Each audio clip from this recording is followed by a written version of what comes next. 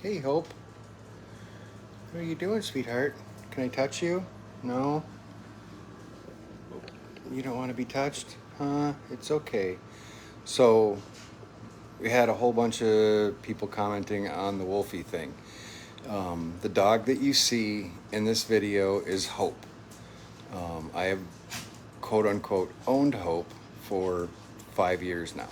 And as you just saw, when I try and go near Hope, look at her body language, look at what she's doing, look at how fearful she is. Okay? She's scared. If I take another step, she's going to get more scared. What you're seeing is anxiety, you're seeing stress, you're seeing her being upset. It has nothing to do with the camera, it has nothing to do with me wearing a hat or boots or anything else.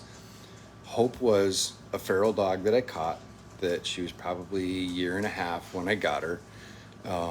And I have spent hundreds of hours working with Hope. In the mornings, Hope will tolerate me petting her.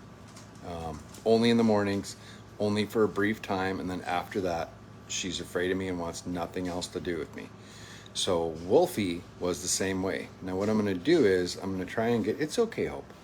You're fine, sweetheart. It's okay. Just relax. You can see the anxiety. It's okay. I'm not going to hurt you. No. I'm not going to hurt you. It's all right. It's okay. Yeah. So Hope was never abused. She never had anything horrible happen to her. She didn't have people be bad to her. She just had a development stage where she wasn't really around people. You turn the light on. So I'm going to sit next to Hope.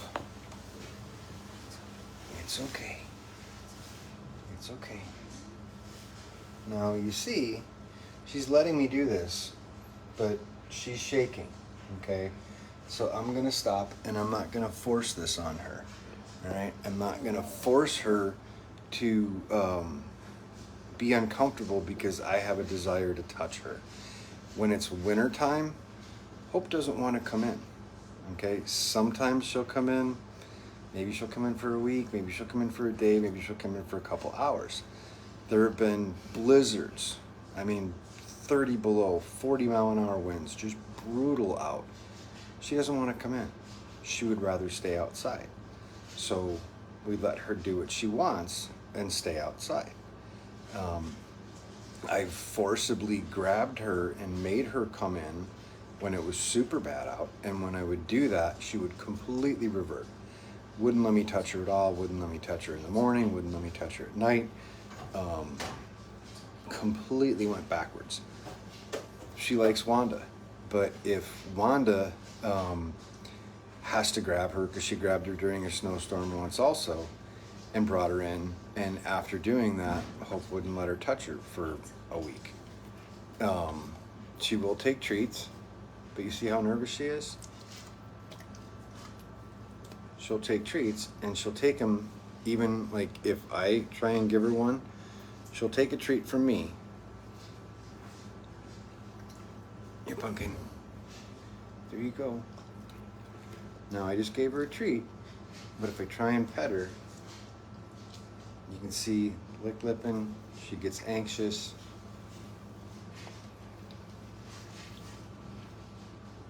She's not comfortable with that. So I'm not going to force her to do something that she doesn't want to do. Wolfie is a very similar situation to Hope, and you can see how she's quivering a little bit. She's nervous, she's anxious. So Wolfie's situation and Hope's situation are very similar. And as you can see, now if I go to try and pet Hope again, because of my desire to be able to give her comfort and pet her, what is she doing? She's scared. So what I'm doing is I'm causing fear and anxiety in her because I want to re-domesticate. We domesticated wolves, bred them out, dogs, all that good stuff. Took the wild out of him, and we tamed him, okay? This is one that she just doesn't want to be tamed, okay?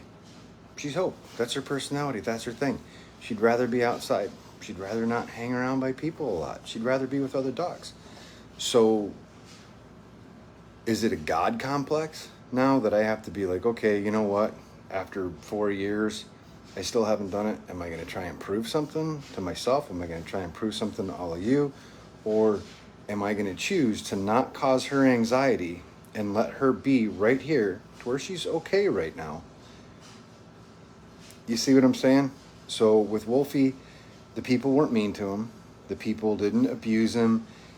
He came into their yard. They gave him food. He's got shelter. They tried to get him into the house. They tried to get him to let him pet him. He didn't want that. So the guy, he'll take treats from the guy, okay? He won't take treats from the woman because the woman once lured him into a dog kennel to try and get him to come in the house. And this is Wolfie we're talking about, not Hope, who is also a feral dog that I've owned or that I've lived with for 5 years. So now he won't even take treats from the lady. So that's his situation. He was hurt. With the assistance of a vet, he was able to be tranquilized and brought here and treated. But there's been some comments about, well, he shouldn't have to live outside. He should go and stay in a sanctuary. If anybody knows where the Unicorn Land Dog Sanctuary for feral dogs is, please key me in on it. I don't know where it's at. There's Best Friends in Utah, and they're a wonderful organization, but good luck getting a dog in there because everybody's got problem dogs. So the other thing with rescue is Hope would be an example. So if we took Wolfie, like Hope, and said, okay, you know what, we're going to dedicate a kennel for the next 4 months to rehabilitate her and get her to where she's conformed to doing what we want, that I can call her name and she will come to me because I am the master of all that is wild, and that I can pet her and she will appreciate that, and that will make me feel like, wow, I'm so good. Now this dog is... No, dude. Seriously. She was cool. Like, without me, like, looking at her and messing with her, she's cool. But as soon as I go to do anything, she starts to get nervous. She turns her head. She starts blinking. She's starting to quiver. So why am I putting her through this? Okay?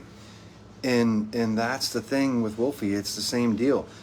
If we tie him up in a kennel for 5 months trying to turn him into something that he doesn't want to be, then we're going to have 50 animals that could have moved through that kennel that could have found homes that are going to be dead. They're going to die from getting hit by cars, attacked by animals, starvation, disease, you name it. So rescue is a numbers game, okay? Because there's 2 ways you can do it. You can try and save as many as you can, or you can try and save them all. They are not interchangeable. You cannot do both. If you can, please teach me. I would love to learn that. I would love to be able to save every single thing that needs it. Unfortunately, the public, after the pandemic was over, they suddenly realized that they, by and large, didn't really have time for these animals that they adopted. So shelters are filled everywhere. Placement is difficult everywhere.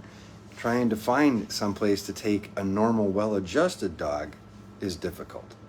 So what my suggestion would be that to those people that think it's completely unfair that Wolfie was let back to go where he's happy and content, if that really, really bothers you, what you can do is you can foster at your local shelter, which will create a space for a dog, which will be able to help movement so that dogs like Wolfie maybe have a place to go, to adopt and don't shop, or to volunteer to work with dogs like that, or to donate money to create a sanctuary.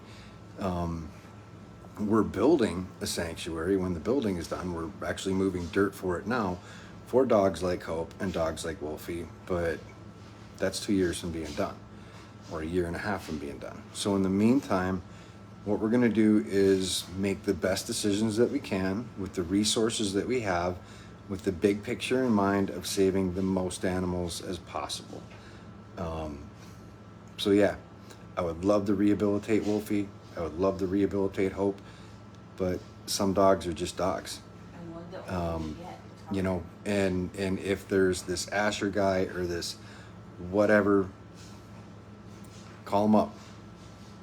Okay, if there's some fantastical Caesar Milan deal, call him up and find out. Okay, because we're already working 12 hours a day, 7 days a week, and trying to make endless phone calls to track down someplace to where we can drive across the country to give a person a dog that is going to be okay. If I didn't think the dog was going to be okay, I wouldn't have brought him back there. All right, he's got shelter, he's got food, he's got water, and here's the reality check. We ain't in the suburbs, okay? We're out in the bush, we're out in the sticks, we're out in a wild area. Yeah, there's mountain lions and coyotes and bears and all kinds of stuff. There's disease, there's starvation, there's cold. This is the wild, man. You know, and it's not Main Street. It's not, you know, picket fences and everybody's got their dog with a pedicure and goes to the groomer twice a week. It doesn't roll like that up here. And I'm not judging it. I'm not saying it's right, wrong, or anything else, but it's just a reality. So there's a disconnect with reality. And I think maybe, you know, we have the people that came up to the rescue for the weekend that won the little contest deal. And I think that they are getting a little taste of what our reality is up here. And with the videos that we do, a lot of times we try and show that reality that is different than where a lot of people are coming from and where a lot of people live. So all I'll say is that I'm not going to stress this dog out anymore. I'm not going to stress Wolfie out anymore, trying to turn him into something that he doesn't want to be to satisfy some type of emotional urge that I have to give him what I feel is an adequate life and the right life. Okay? Period. So thanks everybody and have a good night.